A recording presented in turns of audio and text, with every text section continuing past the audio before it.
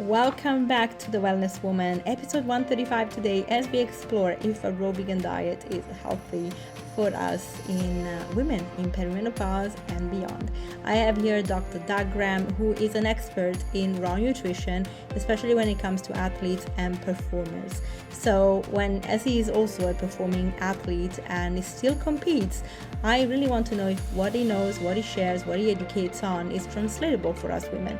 Now, I just want to highlight that these are Dr. Graham's opinions and experiences, and if you have any issues with your health, please do not take this as medical advice and reach out to your medical practitioner always, especially if you're on medication. Now, before we get into the episode today, I'd like you to please take a moment to breathe in the wonderful praises for Nama Well. You guys know I love my J2. It's my perfect combination to a healthy lifestyle, which is the juicer that really makes the best juices ever. It's cold pressed, so I can batch juice for the week and the juices stay super fresh. But also they have amazing machines. They have the M1, which makes milks, and the C2, which combines the juicer with a blender, which is equally as powerful as the Vitamix. What I love about Nama is also that it comes with 15 years warranty, which is actually longer than the Vitamix. And so they really put their money where their products are. So guys, if you want to upgrade any tools in your kitchen and you want to explore Nama, please check in the show notes. I have a nice little discount for you right now. And if you want to indulge, if you have the J2 and want to get an attachment, get the sorbet attachment, because with summer around the corner, that attachment is a lifesaver. It makes the best sorbets and ice cream ever. And it's simple and you don't have to clean an extra machine. It's awesome and it doesn't take space. So, all right guys, without further ado, let's have this conversation with our beautiful guest. Welcome, Dr. Graham.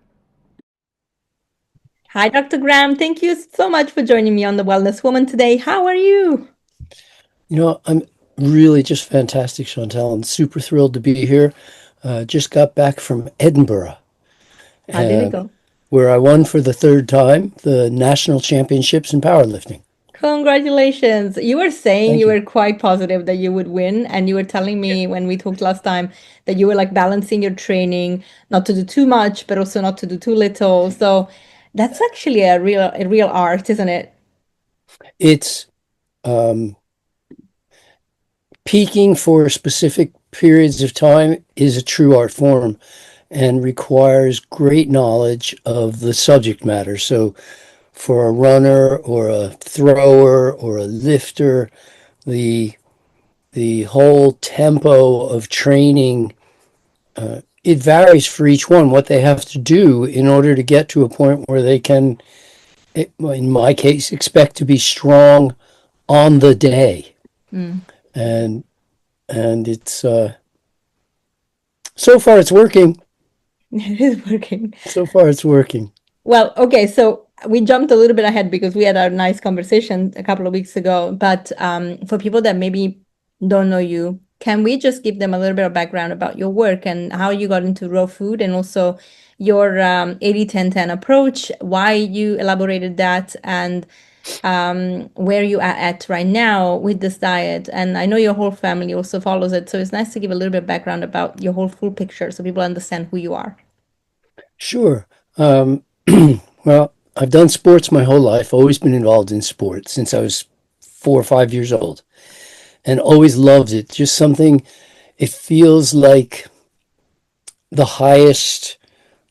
highest existence, when I can know what I'm doing to a point where I feel like a cat, that automatic knowing just exactly what to do, where to turn. And I've always been impressed by the high level performers. And I got my chiropractic degree 46 years ago, and somehow ever since, athletes have just found me. They've just come to me. One tells another, tells another.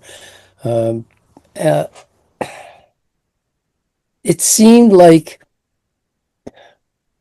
my undergraduate work was in physical education, and most of that effort was on training, to a point where well, back then there were no such people as personal trainers, but people who actually just specialized in training.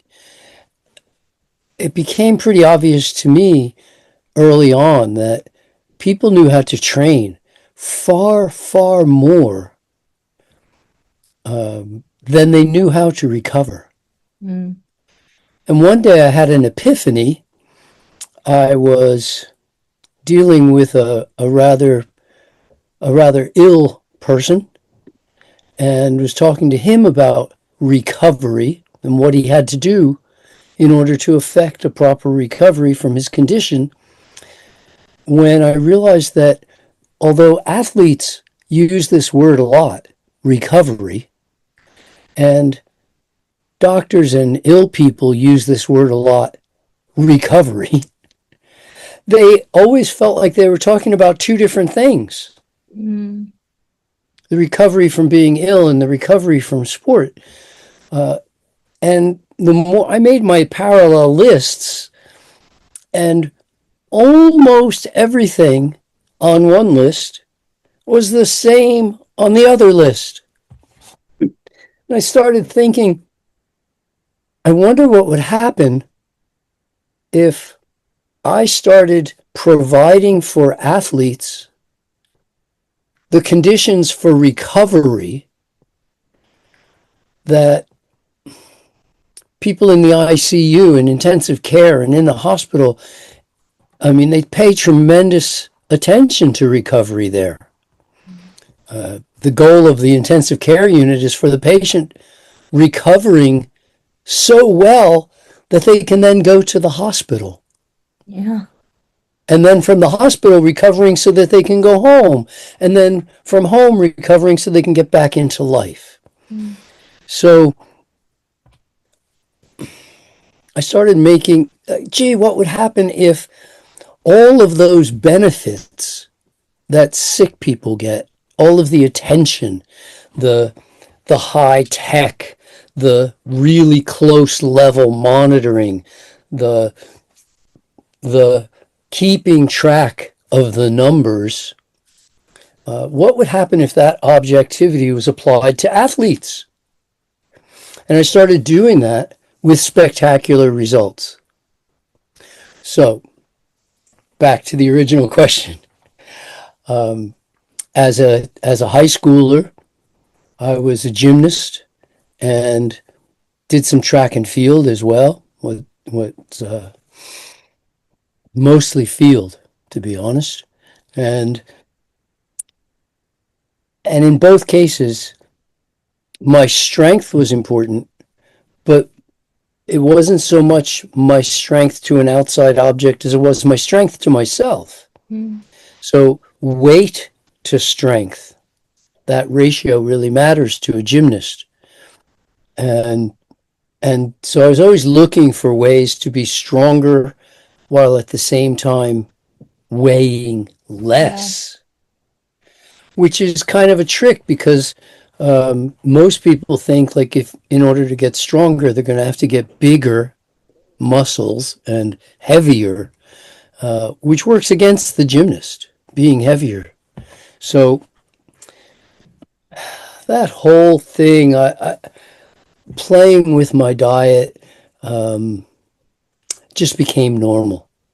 Mm. And I got into health food, and then I got into various kinds of diet change. I looked at what they sometimes call the macroneurotic people and the orthomolecular people who do massive doses of vitamins and minerals and supplements of all kinds, and eventually realized that primarily for monetary constraint, I had gone pretty much vegetarian. And I sealed that deal when I met a girl who was a vegetarian, and I said, "Oh, so am I." and I became vegetarian like intentionally rather than by accident. Did that for quite a few years, 7 years of vegetarian before I went vegan. it was a fairly classic, typical route that people take, or at least took back then. There weren't many other roads to go down. Mm. My dad was grew up in the sticks of New Jersey, back when there were sticks in New Jersey, and and he was a farm boy and very much enjoyed eating fruits and vegetables as just like you get them from, The tree. right off the garden. And so I did grow up with a good respect and enjoyment of eating fruits and vegetables. And well, I thought I'd arrived at vegetarian, but for all how big the changes were becoming a vegetarian, the the results weren't particularly spectacular. It was more philosophical than anything. And then I made a very small shift and I went vegan. Mm. Um, and that wasn't much of a change, but the results were far bigger because I could breathe for the first time in ages You remove dairy. and getting off the dairy, right? Yeah. And I felt like I was thinking more clearly. But I only did vegan for a few months until people started whispering to me about raw food. Mm. And I resisted the first 3 times that I heard somebody told me about raw food. The first guy, I'm sure he was crazy. Yeah. I was sure at the time. Only later did I realize how smart he was. But at first I thought, man, that guy's crazy. Why would anybody make milk out of almonds when they can get perfectly good milk from a cow if they want milk? And But hold on, when you so I went tried the vegan, raw, when you went vegan, what milk were you having, if any? no milk. No milk. Okay. No, milk wasn't calling my name anymore. Okay, so you didn't actually have like almond milk anyway, and you knew that. No, really, those things weren't. This was Mainstream. early '80s, Okay, yeah. and those things weren't particularly available. Yeah, yeah, yeah, fair. So the idea that you could make milk out of almonds was was a landmark. I mean, it was just it's like a breakthrough. And I was thinking, well, I've kind of cut my ties with milk anyway. I don't need milk. Mm. Uh, and and I did the raw thing as a 30-day experiment. Okay. But after 2 weeks, there was no going back because the result, again, this was like going from vegetarian to vegan was a small change. Going from vegan to raw vegan was a tiny change. It's just a tiny change. You just eat more fruit, eat less grains. It's tiny. But the results were just like splitting an atom. Mm. It was so big. Mental clarity, energy, clear skin, unending, unending enthusiasm. Just wake up in the morning and just bam, as soon as I open my eyes, I'm ready to go. Unflagging, youthful experience. It was just so spectacular on every level that after 2 weeks, I said, I'm never going back. And I just started learning more and more about raw food and got very, very, very well. I just, I lived in the Florida Keys. There was nothing to do down there. Almost like living on a Caribbean island, except there was a road out, but it was really isolated. There was virtually nothing to do. There was no entertainment of any Yeah. kind. And I often say like there's more culture in yogurt than there is in the Florida Keys. So instead, what I did was I just went after my own interests. I just pursued my own interests. And and I learned about raw food and I learned about raw food nutrition and I learned about health and ended up with a library that was I couldn't even fit it in my house anymore. The library got so huge. And and I'm studying and I'm coming up with finding the science behind raw food and the background and the history and the rationale, and then learning what happens when food is cooked and the whole history of that for the last 100 years, what people have learned. It's now 105 years since people started studying what happens when food is cooked. And lo and behold, I got to a point where I was just unshakable in my dedication to raw food. But as I said earlier, I'm still an athlete. I'm running, I'm doing trampoline, I'm doing triathlons, I'm staying strong. I'm working in a garden for hours at a time, and how do we do this on raw food? I asked people. I asked all the raw food leaders in the world, because back then there were only 4. Mm. So I went to them and I asked them, I said, if you were going to design a diet for athletes, would it be cooked or raw? And they said it would be raw. I said, that's good to hear. I said, what would that diet look like?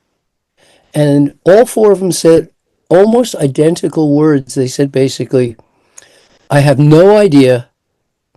I only help sick people get well. It's true. You have to find the diet for athletes, Doug. So I started that process of looking. And what was it? Now, fortunately, when I went through my undergrad work, I took every nutrition course offered. And when I went through my medical training, I took nutrition every semester that I was in school. Mm. So I had the science and the nutrition training to be able to actually do what was necessary to find the diet. And basically what the research showed was a couple of pieces of what seemed like disconnected bits and pieces of information. So one of those is that when human protein consumption goes over 10% of calories consumed, it's considered excess. When it goes under 3%, it's a deficiency, but over 10% is excess. And predictable health decline occurs. Primarily, it starts stressing out the kidneys and the liver, and then anything can happen after that. And then the same exact numbers, 3 to 10%, turns out to be also true about optimum human fat consumption. 3 to 10% of total calories consumed, which oddly enough is fairly close to the range of what's found in mother's milk. It's usually about 6% protein. Now, the fat is higher in mother's milk because babies can't move around in order to keep warm, and they can't eat volume because their tummy is so tiny. But the medical people showed us that when fat consumption goes up beyond the teens, we start seeing issues with heart disease. We start seeing issues with diabetes. We start seeing issues with cancer. And a bulk of other problems that occur, including osteoporosis. So many of these issues become important in today's conversation, where we're looking at what happens to people in their 40s, 50s, 60s, and beyond. These are the cumulative problems, if you will, that it's a little challenging to look and say, oh, well, the reason you have that osteoporosis is that 40 years ago, you started losing bone mass at 1% per year. And now that it's 40 years later and you've lost 45 or 50% of your bone mass, now you're in trouble. Mm. Right? It's hard to even fathom. Or the same thing that cancers take decades of development, and they do that in a situation where the cells don't get enough oxygen. Well, oxygen delivery according to the sports scientists, is predetermined by the amount of fat in the diet. Oxygen delivery is predetermined by, according to medical sources, the amount of fat in the diet. So they agree, and that was kind of nice. So that was the journey, really, oddly. The journey was a little bit of self-experimentation. What works, what allows me, how do I stay raw? How do I stay healthy? How do I stay athletic? And then how do I stay happy about it? Because a lot of people know how to be raw, but they can't stay happy about the food. So how do I stay happy and healthy on a raw food diet? And that sort of was the discipline I was looking to go down when I stumbled across a phrase. And when I was 3 and 4 and 5 years old, my grandfather used to take me to the Bronx Zoo in New York. He lived really close to the Bronx Zoo. And on a Sunday when I'd go visit him, he'd take me for a walk, just a few hundred meters, and we'd walk to the Bronx Zoo. And we went in to see all the different animals. And what I learned was that every animal has a specific diet based on the way that the animal is designed. And this is known as a species-specific diet. When I was going through my medical training, I learned about something called comparative anatomy. And in comparative anatomy, they teach that all animals that are anatomically similar thrive on similar food. So cows and horses are similar, but they're not identical, but they're similar, and they both graze out in the field, although a cow will choose certain things and a horse will choose other things, but they're both grazing on grasses and weeds and whatnot. And the tiger and the lion are similar, and they both choose to eat meat that they catch, although they'll go after different prey. So all animals that are anatomically and physically alike thrive on similar foods. And I started looking at the animals that are like us. And there's a bunch of them. There's at least a half a dozen or so that are really close to us. They're actually biologically classed or zoologically classed as tailless monkeys. And that group is called the anthropoid apes, the monkeys without tails. So all of them eat fruits and vegetables. But they do so in a really, really known pattern. And the pattern is basically, we can take the animals, let's say the chimpanzee and the orangutan and the gorilla and a few others, and line them up in an order according to their intelligence. The most intelligent of the ones eat the most fruit and the least vegetation. We can also line them up in their physical similarity to us. And the ones that are most like us eat the most fruit, and the ones that are least like us eat the most, or the least fruit and the most vegetation. We can also take them and say, okay, how about genetics? If we look at their genes, how much of their genes do we share?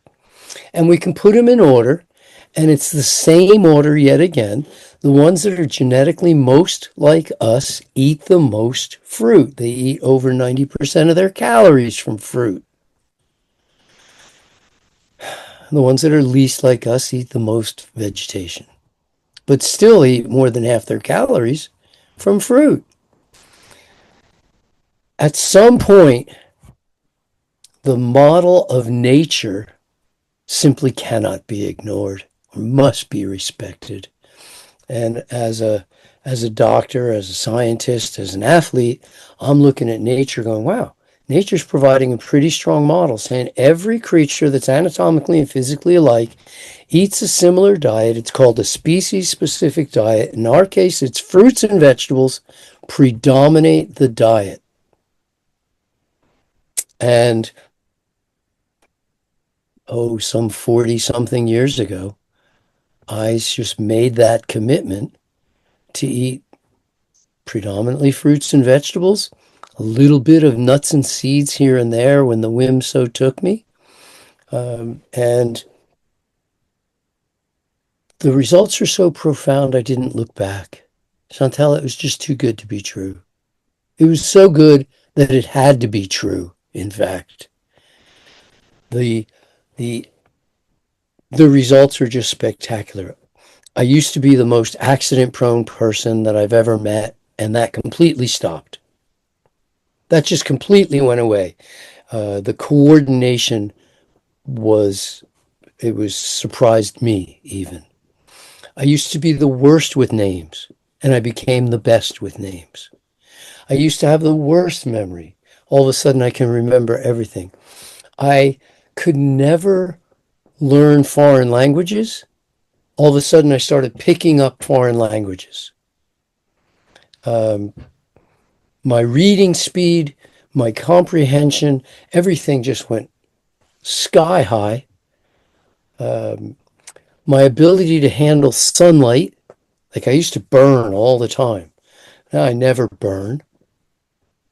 And there's documented scientific evidence why that happens, just like the leaves don't generally burn on the trees. Mm. It just went on and on. I went from needing 9 hours of sleep a night to 6.5 being enough.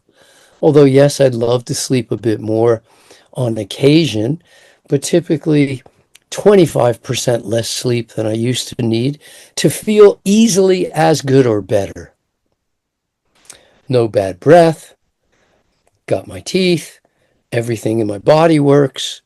I don't have any of the old man problems that old men tend to develop at some point.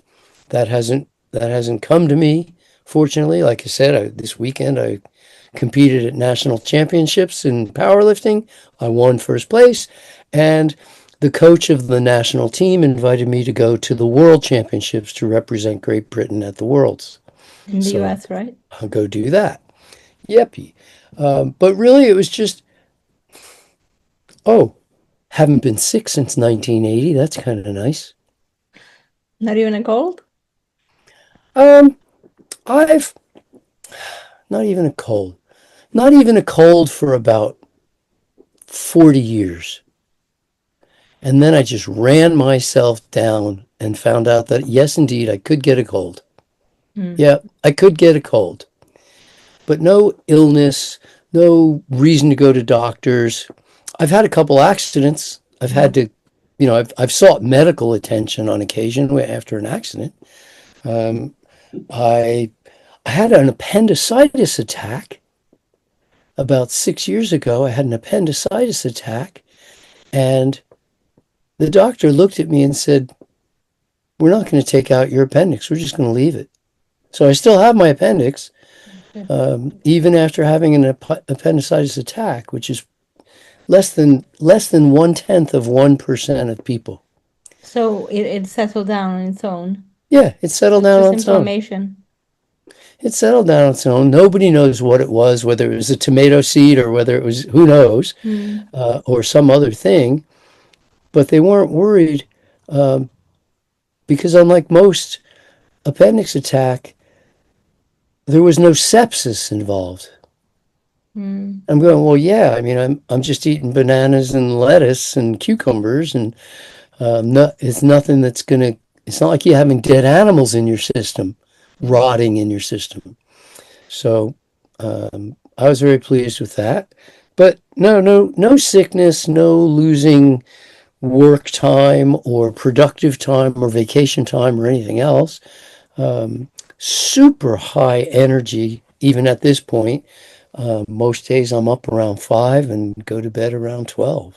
It's Mm. pretty remarkable. So it's, the expression, come on in, the water's fine. Like for me, I have that experience every day. And that motivates me tremendously to tell others about this raw food thing, this 80-10-10 thing. And it's just working so well that I just continue working it. I'm really thrilled with it, and I want everybody else to know about it.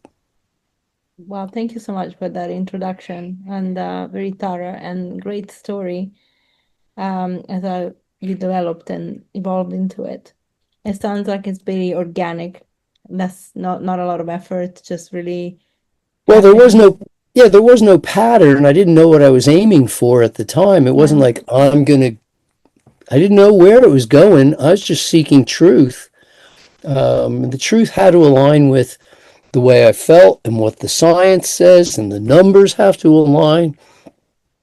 But when it all came into focus, it turns out that actually there is great rationale for raw food. And there's also great science about the health hazards of eating cooked food. So from both ends of the experiment, if you will, I'll tell people, yeah, I'm on an experiment. I'm doing a little dietary experiment. Oh, how long have you been doing it? About 50 years now. Long time. So, Dr. Graham, as we mentioned before the podcast, I work with women. So clearly, a lot of these studies that we have in the world, medical, non-medical, that even dietary, are based on men. And I think men generally do very well with a very simple approach because of the hormonal balances, well, the hormones involved in the physical pathways. But you are talking about a 10% diet, and I think we need to clarify what that means really in terms of calories, Mm-hmm. um, because clearly, especially for women going through perimenopause all the way to postmenopause, but even cycling women that want to have babies, a very low-fat diet can indeed, hinder a little bit the balance of hormones. And I think is when we go too low on fats. And there are so many plant-based doctors that are not necessarily raw, actually, but there are cooked vegan doctors that would really tell us to avoid fats. Now, for disclaimer, when I reversed type 2 diabetes, I did it on pretty much less than, maybe at times even less than 10% fat. And I have been actually low fat for a very long time. I eat a large amount of food, but like in terms of fat, I got used to it because my digestion was really just thriving, not having fats. I don't, I just feel better. But yeah, a lot of women are told not to do this. And we know for hormones production, we actually do need some fats. So I think maybe clarifying the amounts, I'm happy to do that. I'm please. going to Yeah. start out by saying, Chantal, I think you oversimplify men just a little bit when you say it's so easy for men and their Easier. hormones. I said easier, I easier. don't think it is. You don't Men's think so? hormones, no, no, I don't think so at all. Men go through cycles just like Yes, women do. But most men are unaware of their cycle, where most women are aware of their cycle. I'd be surprised. We might not know all the chemistry, but women know at what point in their cycle they are, whereas men have cycles that sometimes last only minutes, Hmm. and some cycles that last hours, and some that last days, and then some that last months. So Hmm. I think it's in many ways more difficult regulating men's cycles than women's, but they're both highly complex, highly sensitive, highly vulnerable to change. Mm. And I wouldn't say one is more complex than the other, personally. They're just different, just like men are different than women. In terms of fat, the the word low is part of the problem.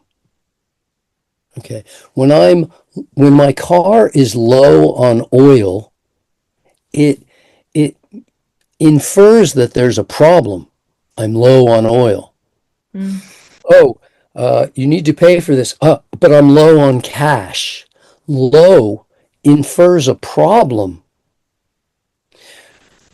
However, when I'm on a low-fat diet, this is as compared to the conventional high-fat diet, because high also infers a problem. Your blood work came out high, your cholesterol levels were too high, okay? So high also infers a problem. The 80-10-10 approach is not actually a low-fat diet. It's a correct amount of fat diet. Now, in blood work and lab work and other types of results, all the numbers fall in ranges, either too low, too high, or within normal limits of that range. And the range for fat consumption for human beings, men and women, runs from about 3% to about 19%. That's about the normal range in terms of percent of total calories consumed. So on a 1,000 calorie a day diet, a person would go somewhere between 30 to 190 calories from fat. That would be the normal range, what's considered a healthy range of fat intake. But it's low compared to average, because average is about 45%, Okay. which is way too high. It's well out of range.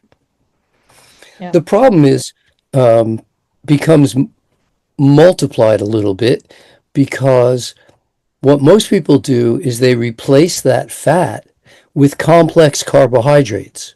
Complex carbohydrates are called complex because they no longer taste sweet. They're sugars that are so complex that they don't taste sweet. In fact, they have no taste. So we add flavors to them to give them taste. We put things on the bread, but the bread itself has no taste. Starch has no taste by definition. They're also too complex to digest properly. So it's a lot of work for the body to digest complex carbs. We are designed as sweet seekers, that's what our sweet tooth is all about, to seek out sweets and consume fruits as our natural food. So, yes, I'm recommending fat in the diet. In fact, if I took all the fruits in the world and all the vegetables in the world and put them in a sack and then just took some out every day, somehow magically, there's always fruits and vegetables in there, and for a whole year I ate nothing but fruits and vegetables, my fat intake would be about 7% of total calories consumed, which is more than twice the bottom limit. But if I wanted to add some fatty fruits, like an avocado or an olive, or I wanted to add some sesame seeds or sunflower seeds, or I wanted to add some walnuts or cashews or pecans or pistachios, that would be certainly acceptable. As I'm saying, a normal range of fat consumption is somewhere between 3 to 19% of calories.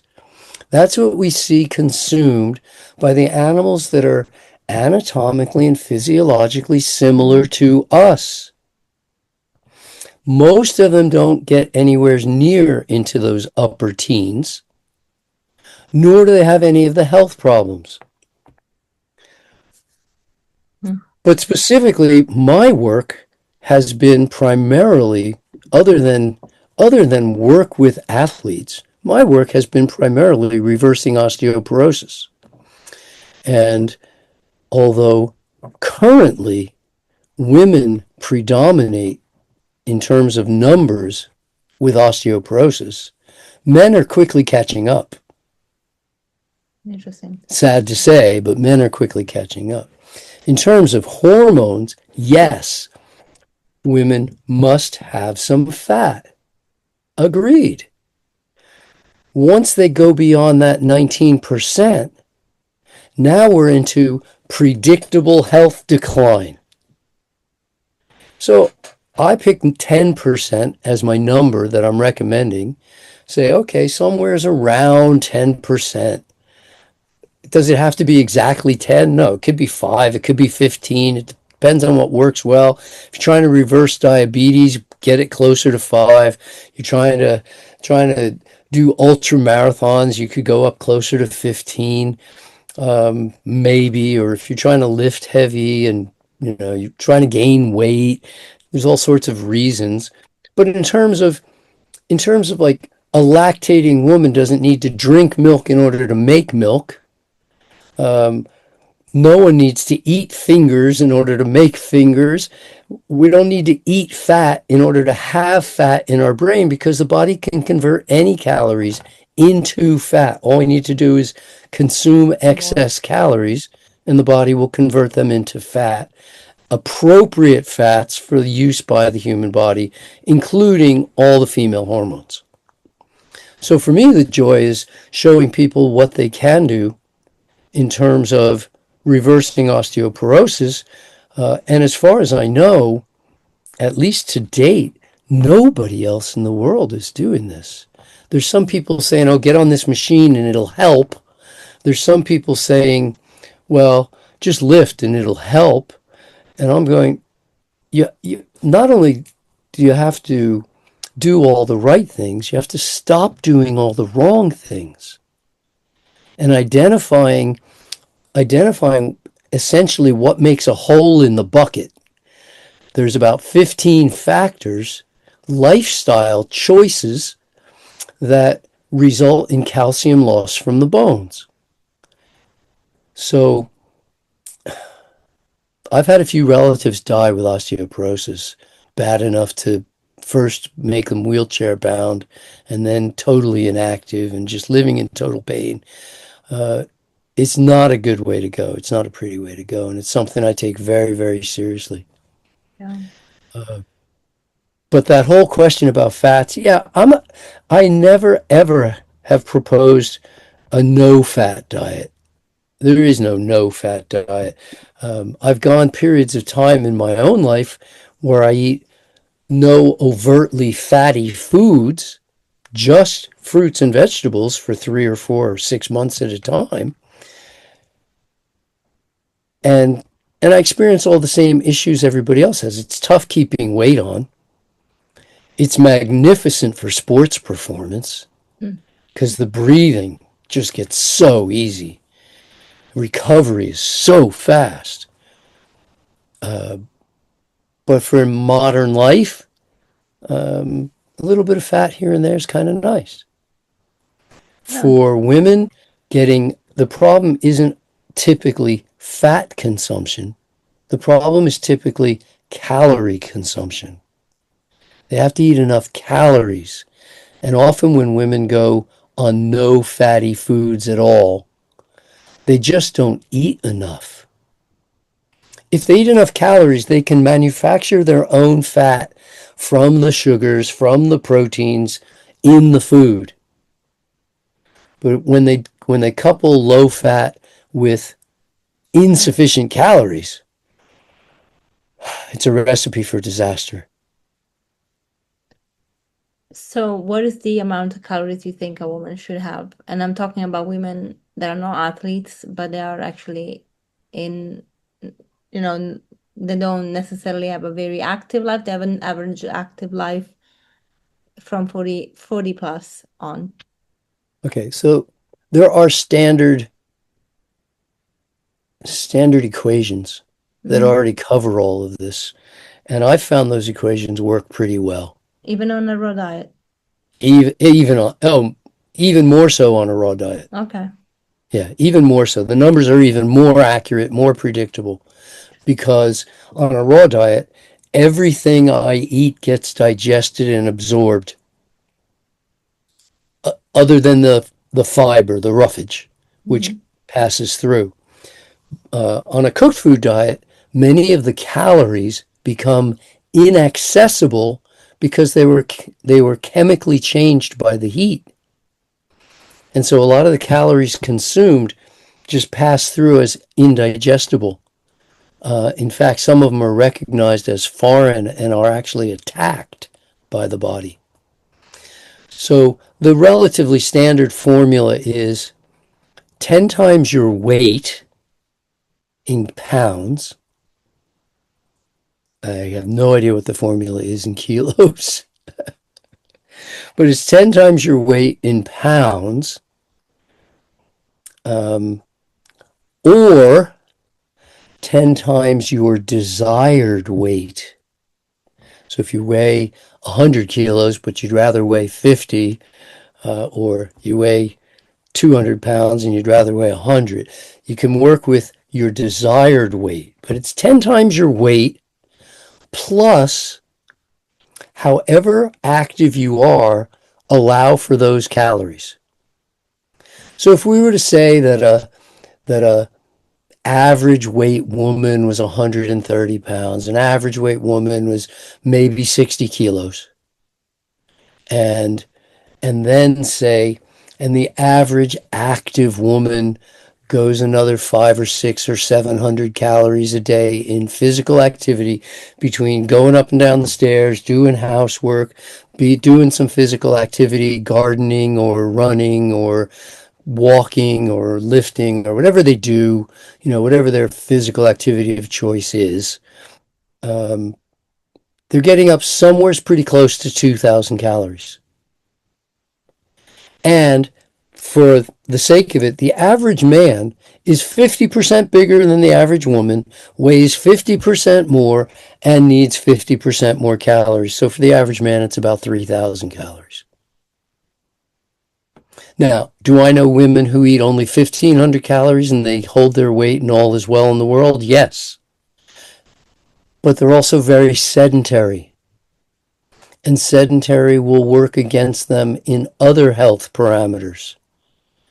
There's no way to be healthy and unfit. So this fitness part of the equation, again, the model in nature, all the creatures are fit. Yeah.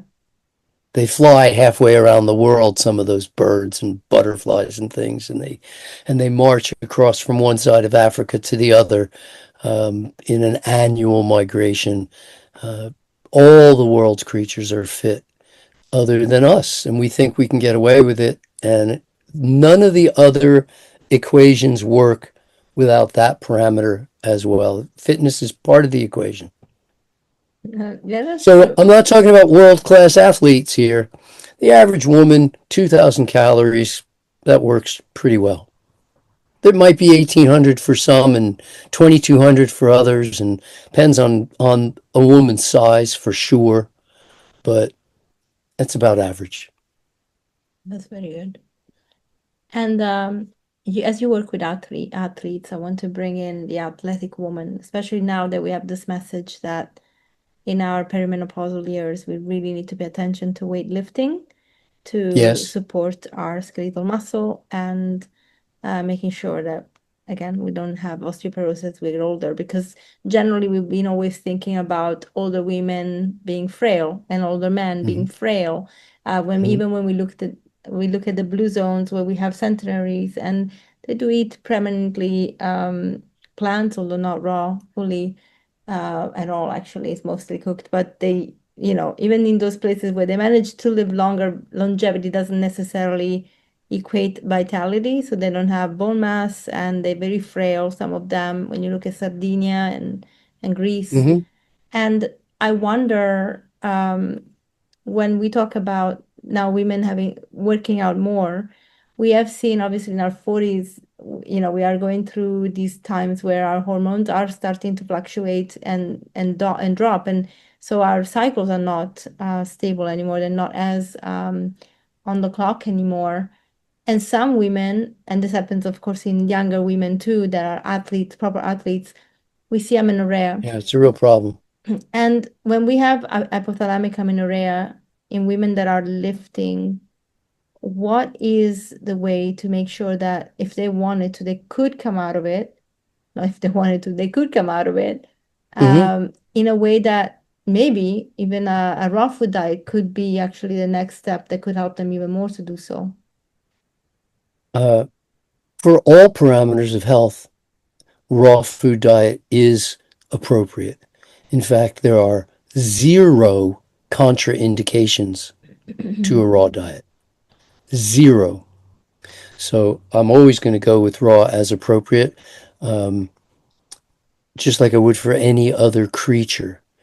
Now, does that mean there aren't specific instances where for a period of time someone might have to eat some cooked food? Sure. I mean, a person has a jaw problem and they can't bite down and they need super soft food, um, and it's very hard to eat vegetables.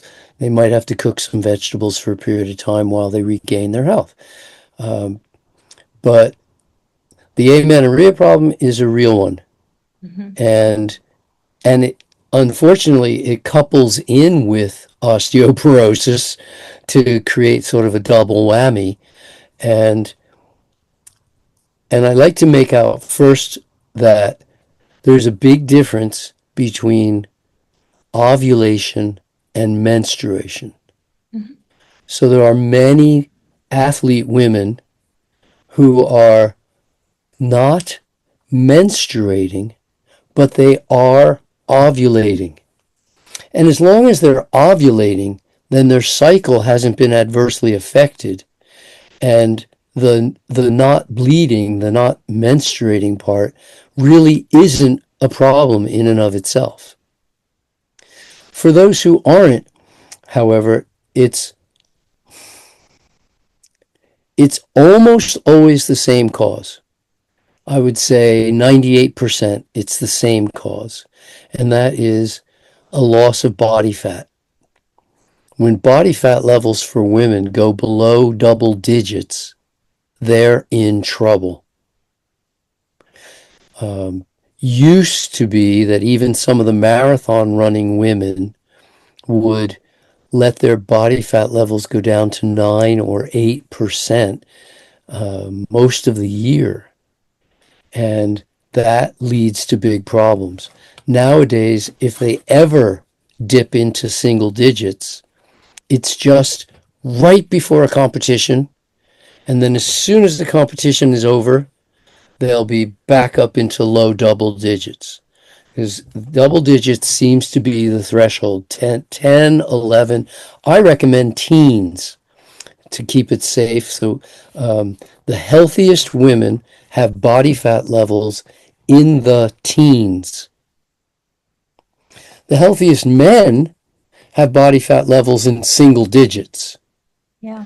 Without breasts and hips, our numbers are just a little lower. Our hormones still require some fat, however, Mhm.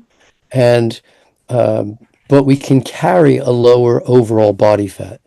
But safe for women is teens, and when amenorrheic women have come to me, and we increase total calorie intake, which may also include increasing fat, but it doesn't have to. It's just total calories. The body can make its own fat out of protein or sugar. When we increase the fat intake and get that back up into double digits, the the cycles resume. All the hormones are reinstated into their proper functionalities, and everybody's happy. Brilliant. Yeah, I'm definitely experiencing some of this, so good tips for me. Um, you mentioned protein a couple of times, and you said we have too many protein, generally speaking, which we do, especially now with this carnivore trend being pushed, which I think is like jumping off a cliff. We might actually get less injured and possibly not die if we jump off a cliff, but Might be safer. it might be safer to be doing that. Um, and with this new, like protein, do Mm-hmm. you think there is a difference between animal protein and plant-based protein when it comes to our kidneys health and overall health? And do you think is, again, do we need to keep it at 10% if we're on a fully plant-based diet? Or because our protein would come with fiber and different other elements versus just being a protein and fat, do you believe that we can go a little higher if we're on plants? Okay. That's a that's an hour all by itself. I know, I'm sorry. We don't have a lot of But, time, so you have to and that's really. fine. That's fine. But maybe sometime we'll have some other conversation Yeah, about we should go just into about the protein protein. thing, because Yes, that's a yeah. good hour-long Yeah. conversation. Yet, there's a short answer. Okay. Okay. The short answer is that the worldwide average protein consumption is somewhere between 9 and 11%. That's Mm. the range. And in those few countries where more than that is consumed, typically called the Western world, or some people call it the people with money. Okay. The average is 16%. It's not that high. It's really not that high, even then. 16 is high compared to 9 to 11, but it's not like 40% or anything of that sort. Now, when I was 5 years old, I went to the grocery store with my mom, and there were bottles in the store being sold, and in the bottle was a product called liquid protein.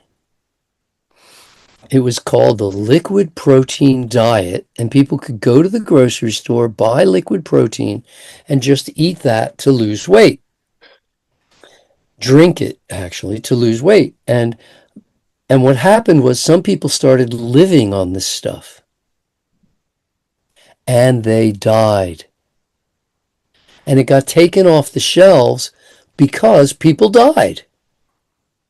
High protein is super, super dangerous. And yes, there's a difference between plant protein and animal protein. That does not change the fact that high protein is super dangerous. It's super hard on the livers. On the liver. It's super hard on the kidneys, and it doesn't give us what we're designed for, which is 85 to 95% of our calories coming from simple carbohydrates. That's what we're designed for. The protein and fat are just kind of afterthoughts. Protein is overrated. Protein is for growth. I'm not growing. Not since I was 20 years old have I been growing. Most adults' need for protein is super low. We just need it in case I bite my cheek, I get to do a little repair. Or if I get a scratch, I get to do a little repair. But other than that, I'm not growing anywhere, and nor do I have any desire to grow. So I think the whole protein thing is a marketing scam. The fact that we give it energy at all by talking about it is really unnecessary. It's, I'd say, almost foolish on our part. Protein isn't the question. The question is glucose. Where do you get your glucose? That's the question. And I get my glucose from fruit. I guess here it becomes murky because most people get the glucose from processed foods without it, cane sugar and other sweeteners, and not from whole foods. So And then it that's a becomes, problem and every that's the time. problem. Yeah. And that Yeah. is a problem, and it's a known problem. Yeah. It's a known problem when people point to processed foods and soft drinks and the other candies and pastries and things that have sugar added without the nutrients that are commonly associated with sugar. So all of the associated vitamins, minerals, enzymes, coenzymes, antioxidants, phytonutrients, fiber, and water are all in the fruit accompanying that glucose. And that's really the problem. I think where do you get your glucose is a much bigger issue than where do you get your protein. Nobody's got a protein shortage. I don't know why we're even worrying about it. Whereas glucose insufficiency, yes, this is a big problem. It's called diabetes. Yeah, I mean, I guess it comes from, yeah, I think a lot of people don't know diabetes is caused by fat in the cells and not the sugar. No, they don't, but they know that glucose insufficiency is called diabetes. The cells are not getting the The glucose. glucose. Yeah, but they don't think about it that way. Yeah, No, of course they we don't think don't. about it Our that way. our That's our my job. system hasn't. Yeah, our system hasn't. That's why I'm here on the show.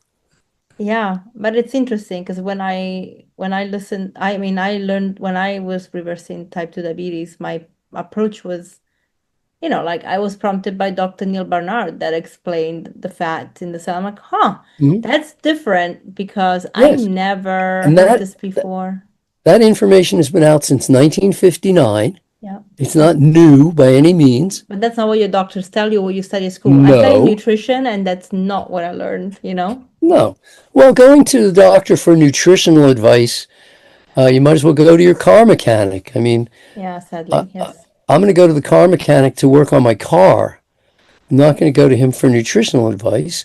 And I'm going to go to a medical doctor when I have a medical emergency, an accident, an injury, that kind of thing. Mm, But I'm not going to the medical doctor for nutritional advice any more than I would go to him for investing advice or to fix my car.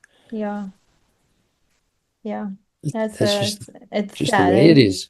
Yeah, it's sad. We should really combine but in any case, I know the time is up, but I think again we scratched the surface with this. I I'm mean, glad to touch the surface. yeah, we did, and definitely we need to have a probably let's schedule a conversation for protein. That'd be Be nice great. to actually have different people with different opinions because one thing, and maybe we can have a couple of episodes where you explain protein, and then we can have other practitioners on that maybe have different views. And the reason behind this is not to create controversy because everybody's civilized, but it's more about the fact that there's a lot of noise on the internet with different opinions. And I wonder if having everybody on a panel together, we actually see that there are much more similarities and meeting points than actually the things that without nuisance online have gained I that. think you'll find that when you have professionals on a panel, Mm, that the the similarities so outweigh the differences. yeah, exactly. When you just have enthusiastic individuals that are either untrained or minimally trained and they're just Yeah, telling you what they think, they're going to have wild, wide, claims. diverging opinions. Yeah, yeah, But they're not based on fact. They're yeah, not based on numbers. Um, One of my favorite saying is actually, yeah, actually, the scientists got the numbers right. yeah. They actually did get the numbers right, and the numbers work, and health by the numbers does work.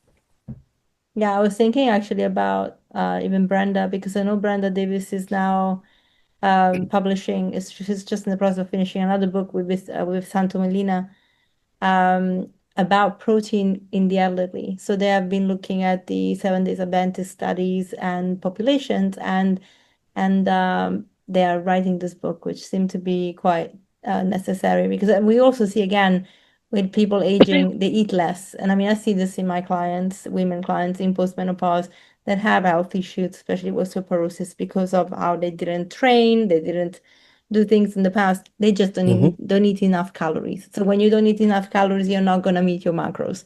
Well, they might eat enough. Your They might macros. eat enough calories to meet their caloric Caloric needs, needs, yeah, but they're not eating enough calories for the nutrients. for a healthy individual, for a healthy, active individual. Yeah, yeah, And instilling that love of activity, the joy, bringing the joy back into just playing yeah. and being active, is a big part of healthful living. Yeah, exactly. Brilliant. Well, Dr. Graham, thank you. Where can people find you? And also, do you have any upcoming retreats or Oh, sure. events? Yeah, share. My website is Food and Sport, the word food, the letter N, the word sport. So it's 10 letters, food and sport. There's a long story behind that I won't tell you. but it's foodandsport.com. If you want to know about raw foods, I do have the largest raw food Q&A in the world on my website. And I'm going to be the keynote presenter at every raw food festival in the world this year. Yet again, have done every year since 2001. And that's a kind of fun streak. It is. I am doing several of my own events this year where people who want to get further into health. There's a fitness event in Spain in October called Raw Nature Retreat.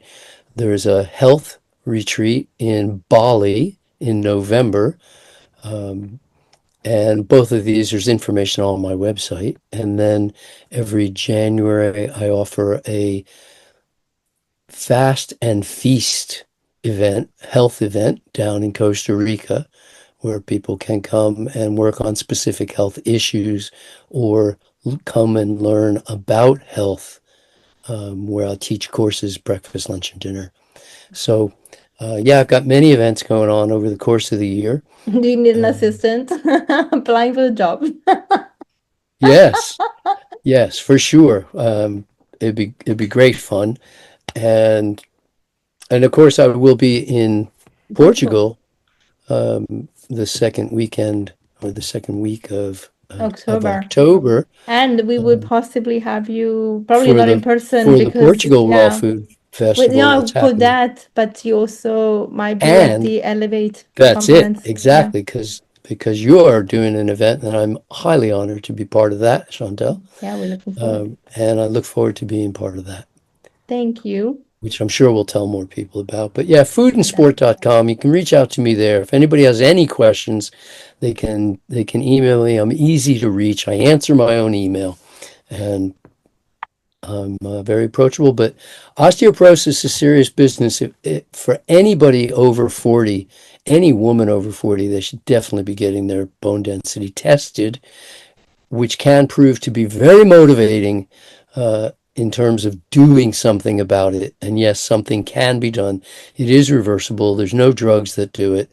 We've got to eliminate the things that result in calcium loss and then add in the things that result in calcium gain. And you just did a course with Chris Kendall that was in the Raw bundle. Is that available outside the bundle yet? It's not available yet outside the bundle. We're waiting about another month as we're adding a whole nother section to it. For the bundle was what we call the bare bones.